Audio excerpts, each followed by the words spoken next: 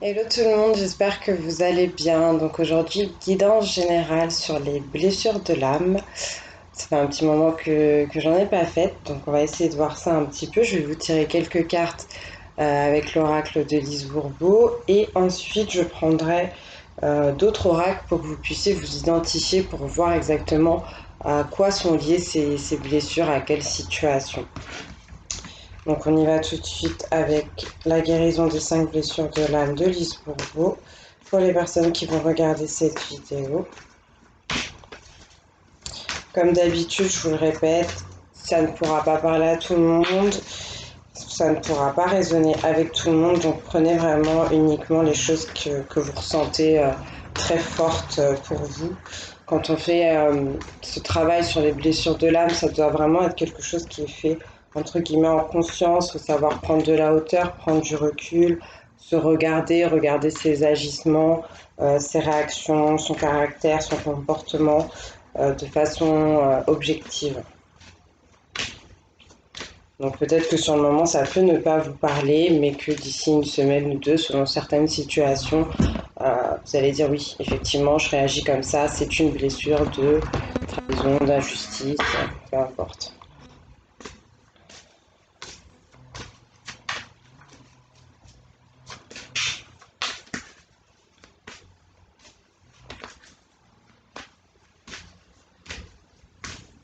Je ressens quelque chose au niveau du plexus solaire, au niveau du chakra de la gorge.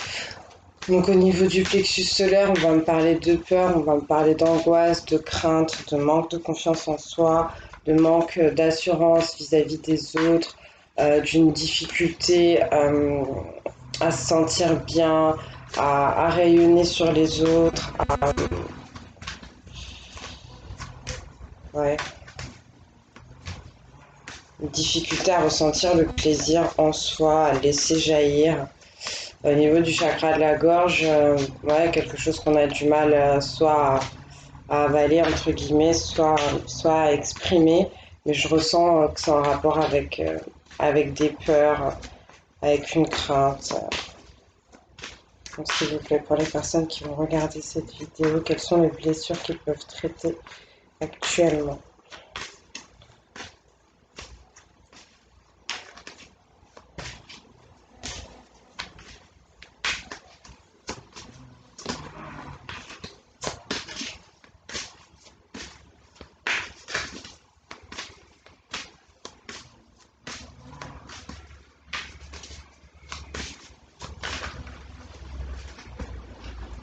Alors, trahison,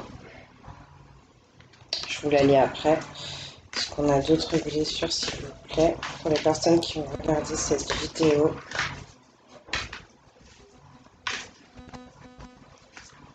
Ok. Et on en a deux autres. Une qui sera rejet et humiliation. Allez, on va commencer par la blessure de trahison qui, je vous le rappelle, vous fait adopter un comportement de type contrôlant. Alors, on vous dit aujourd'hui, si je me trompe et que je me sens accusée par quelqu'un du sexe opposé, je décide d'admettre la réalité plutôt que de mentir ou mettre la faute sur cette personne ou quelqu'un d'autre comme je le fais d'habitude. Si j'en suis incapable, je me donne le droit d'avoir peur pour le moment en sachant que je me laisse manipuler par mon ego au point de ne pas être vrai. Donc ici, on va vous demander beaucoup de sincérité, beaucoup d'honnêteté envers vous-même, envers les autres, de dépasser votre peur de ne pas être aimé, celle qui vous pousse en fait, à mentir parfois. Et ouais, de contrôler la vérité par un mensonge en fait. Tout simplement arrêter d'avoir ce comportement-là. De vous assumer, de prendre vos responsabilités. Plutôt que de vous poser peut-être dans une position de victime ou de remettre la faute sur les autres. Ensuite, avec la blessure de rejet, donc on vous dit, je décide de m'acheter quelque chose, donc excusez-moi, je précise pour la blessure de rejet qui vous fait adopter des comportements fuyants. Je décide de m'acheter quelque chose de non essentiel ou de dépenser plus pour un article de meilleure qualité en acceptant de me faire plaisir sur le plan physique.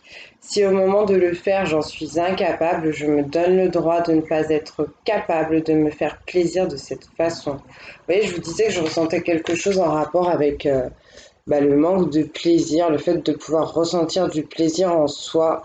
Et là, on me le confirme avec cette carte. Vous fuyez le fait de prendre soin de vous accorder de l'importance, de vous accorder des choses de qualité. On va vous demander de casser ça tout simplement en vous offrant quelque chose, peut-être que vous n'avez pas l'habitude, qui a un peu plus de valeur, parce que vous êtes quelqu'un de valeur. Donc voilà, voilà. Et on va finir avec la blessure d'humiliation. Alors on vous dit, lorsqu'en public j'ai honte de moi sur le plan physique, je décide de reconnaître ce qui vient de se passer en acceptant d'être maladroite, au lieu d'utiliser cet incident pour faire rire les autres, pour cacher ma honte. S'il m'est difficile de le faire, je me donne le droit d'être ainsi pour le moment en reconnaissant qu'en me prenant en dérision, je m'humilie et en sachant qu'un jour je vais arrêter de croire que c'est honteux d'être maladroit. Bon, alors la blessure d'humiliation qui vous rend masochiste. Donc, c'est-à-dire que vous vous faites du mal tout seul, toute seule. Et là, on vous demande d'arrêter de tourner les choses tout le temps à la dérision quand vous vous sentez gêné. Accepter, entre guillemets, pas que vous avez forcément des défauts, mais que vous pouvez ne pas toujours être au top du top, avoir quelques maladresses, comme on vous le dit. Et, euh, et voilà, tout simplement. Vous acceptez tel que vous êtes en sachant que vous avez des bas et puis des hauts. Et ne pas avoir honte, surtout ne pas être gêné euh, de votre maladresse, tout simplement. Bon, qu'est-ce que je vais vous prendre pour voir avec quoi sont en rapport ces blessures? Je prendrai bien ce petit oracle des astres, s'il vous plaît, pour les personnes qui vont regarder cette vidéo. Avec quoi sont en rapport ces blessures? Ok. Ah, on me parle d'intuition. On me parle d'intuition avec une très jolie chouette. On a le chiffre 34 qui me revient à 7 qui va nous parler de spiritualité. Peut-être des gens ici qui se sont trompés sur leur chemin spirituel, sur un lien d'âme, sur une façon sur une philosophie de vie. Bon. Qui du coup ont développé ce genre de blessure.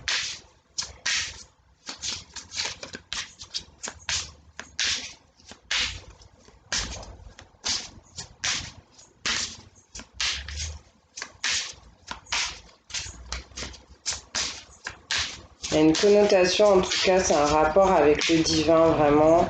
Peut-être avec votre religion, peut-être avec la spiritualité, une relation particulière avec quelqu'un d'assez spirituel. La chouette,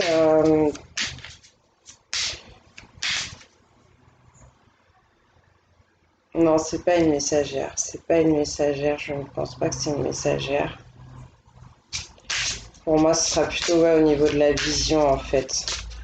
Il y a quelque chose, quand je dis au niveau de la vision, sur le fait de pouvoir observer les choses, de bien les étudier, peut-être de viser juste.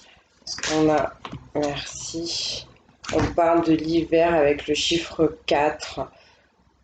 Donc peut-être quelque chose qui s'est passé pendant une période d'hiver ou quelque chose qui vous a laissé un peu gelé, refroidi, en rapport avec de la construction, de la stabilité, de l'équilibre.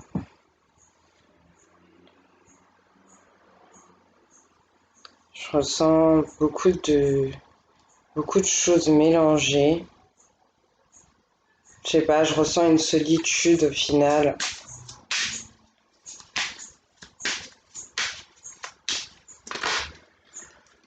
On parle maintenant du printemps. Et vous voyez sur la carte de l'hiver, il y a un petit chat qui est tout seul. Et là, je vous parlais de solitude et on parle maintenant du printemps et ils sont maintenant deux. Donc j'espère que c'est la suite de l'histoire et que c'est comme ça que ça va pouvoir évoluer et refleurir. Effectivement, en plus avec le chiffre 1 sur la carte du printemps, le printemps, on va nous parler de renouvellement, euh, de beauté, de couleur, de douceur.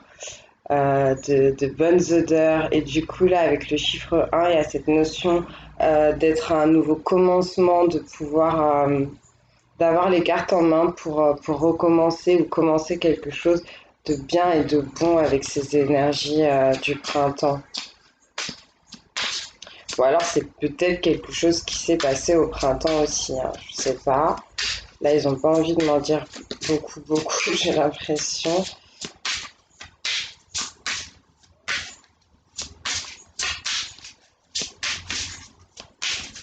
Je vais peut-être continuer avec un autre oracle.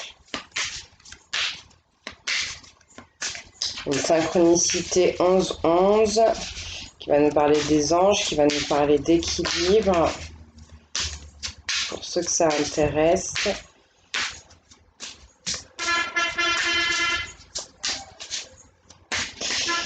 Alors, je crois qu'ils veulent pas m'en dire plus avec l'oracle des astres. Je vais prendre le petit oracle d'Igan pour voir avec quoi sont en rapport toutes ces blessures.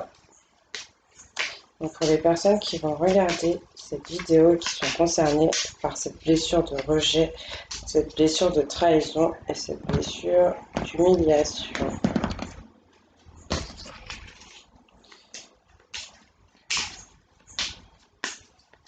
Qu'est-ce qu'on peut me dire?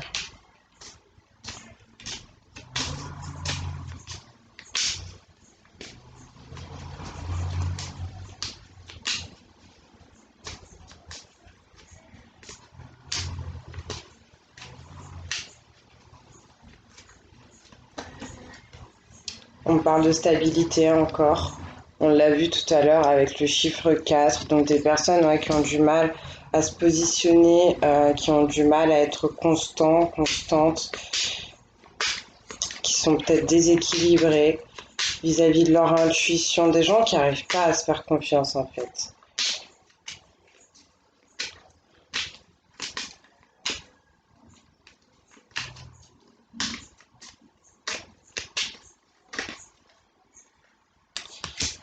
On parle de veuve. On parle de veuve et on me parle de désir. J'ai pas l'impression qu'on me parle à propre parler d'une veuve, de quelqu'un qui serait veuve. Donc ça peut être aussi pour un homme, après vous vous adaptez. J'ai plus l'impression qu'on me parle de quelqu'un qui s'est senti comme ça, qui s'est senti en deuil, qui a perdu un être cher, mais pas forcément vraiment physiquement. Peut-être tout simplement quelqu'un qui est sorti de votre vie. Je pense que ça correspond à cette période d'hiver où vous étiez dans la solitude, où tout était un peu gelé, un peu glacé autour de vous, où certaines choses se sont arrêtées. Et là, on va me parler de désir. Je pense que c'est en rapport avec ces deux petits chats qu'on voyait sur la carte du printemps. Le désir d'une union, d'un retour, de retrouvailles. Je vois quelqu'un qui passe beaucoup de temps, entre guillemets, à espérer ce retour, à espérer clairement cet amour. C'est peut-être quelqu'un qui a énormément de caractère, possiblement même des fois qui peut être un peu trop vif, trop impulsif, trop spontané. Quand je dis trop, c'est entre guillemets, c'est jamais trop, mais c'est pour faire comprendre que ouais, quelqu'un qui se laisse pas faire, quoi, qui a du caractère, je pense. Mais vraiment, il y a vraiment une grosse douleur là-dedans. C'est ce que je ressens sur la carte de la veuve. C'est quelqu'un qui s'est effondré, hein, qui se regardait plus, qui regardait plus rien, qui est devenu complètement inerte par rapport au comportement que cette personne peut avoir d'habitude. Est-ce qu'on peut me dire autre chose?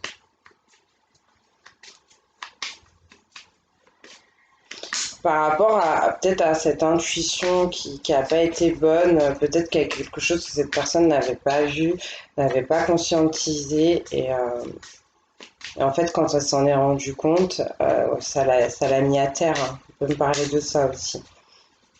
Est-ce qu'on m'a dit autre chose pour les personnes qui vont regarder cette vidéo? Bon, ben je crois que ce sera tout. On va passer... Je vais vous tirer une carte avec l'oracle divination des temps anciens pour qu'on ait un bon conseil général pour vous. Et après, je vous tirerai peut-être deux petites cartes de l'oracle des couleurs, c'est bien ça. Est-ce qu'on peut avoir un conseil, s'il vous plaît, pour ces blessures de trahison, de rejet et d'humiliation pour les personnes qui sont concernées, qui vont regarder cette vidéo? Merci.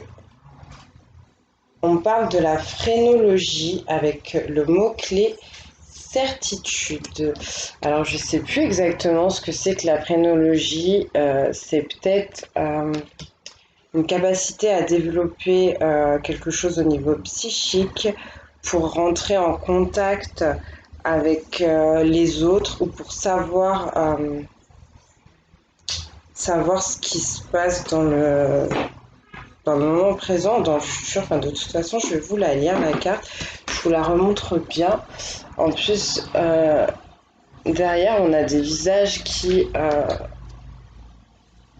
pour moi, pourraient être associés à des anges, ouais, qui soufflent quelque chose dans la tête. Donc, au final, toujours en rapport avec cette intuition, avec les messages de l'âme.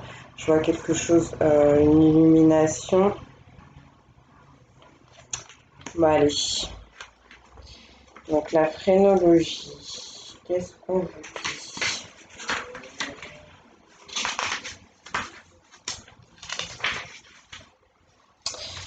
Alors, si vos journées sont remplies d'activités sans but précis et que votre cerveau soit rempli de conversations internes absurdes et de projets incohérents, arrêtez-vous un instant et baissez le son. Lorsque vous êtes au repos et dans le silence, vous êtes plus à même d'entendre les informations que vos guides essaient de vous fournir. Donc ouais, des gens qui ont besoin de retrouver leur intuition en faisant le calme à l'intérieur d'eux, en essayant de retrouver leur tranquillité, leur paix, leur sérénité, parce que là, il y a quelque chose qui s'emballe dans la tête et qui n'est pas constructif, qui n'est pas fructueux. On vous dit aussi, tandis que vous essayez de déterminer ce que vous devez faire et ne pas faire, utilisez votre cerveau plutôt que d'accepter le premier conseil venu. Pensez de manière logique, car il est temps de s'appuyer sur le bon vieux bon sens. De la stabilité est nécessaire dans votre vie.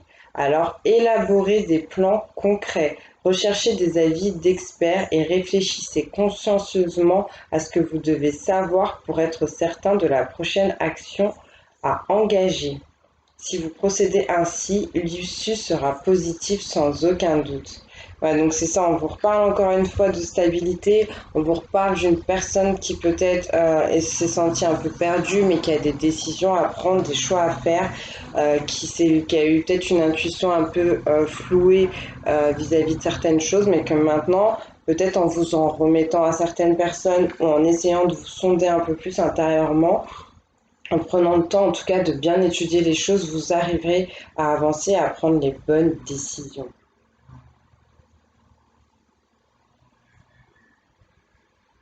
Ouais, donc la phrénologie, c'est sur l'étude, la compréhension du comportement des gens, de la personnalité, une espèce de truc de profiler au final qui date de l'époque d'Hippocrate. Ça, c'était la petite info culture. Ok, très bien. Allez, je prends le petit oracle des couleurs pour avoir 2-3 petites phrases conseils pour vous. Puis après, je vais vous laisser. En espérant que ça vous aura parlé, que ça vous aura plu, que ça vous aura aidé surtout. Alors, hop, on a Grenat. À chaque instant, je vérifie mon enracinement et j'en ressens les bienfaits. Donc, on vous invite à faire de l'ancrage. Effectivement, être ancré, ça permettra d'une certaine façon de retrouver la stabilité. Si vous ne savez pas ce que c'est que l'ancrage, je vous invite à faire des recherches. Vous trouverez trouverez des méditations pour ça sur YouTube. C'est tout simplement le fait d'être bien ancré à la réalité, d'être dans le moment présent, d'être aligné sur les énergies de la Terre et de savoir de pouvoir passer à l'action, donc d'être confiant, de s'occuper aussi de tout ce qui est du monde matériel. On vous parle aussi de Lila. On vous dit je prête attention à mon monde intérieur et j'écoute sa grande sagesse. Oui, on vous le confirme encore. Vous avez besoin de faire le calme à l'intérieur de vous. Vous avez besoin de vous sonder et de réfléchir à certaines choses. Votre âme, elle a une certaine connaissance. On vous parle clairement de sagesse, donc vous pouvez vous faire confiance. Et on terminera avec rouge cardinal et on vous dit je connais mes limites ainsi que celles des autres et je les respecte. Donc intégrité en fait, n'allez pas plus loin que ce que vous pouvez, ne demandez pas non plus aux autres plus que ce qu'ils n'ont à vous donner et tout ira bien en fait. Donc voilà, j'espère que ça vous aura parlé, je vous fais de très très gros bisous et je vous dis à très très vite.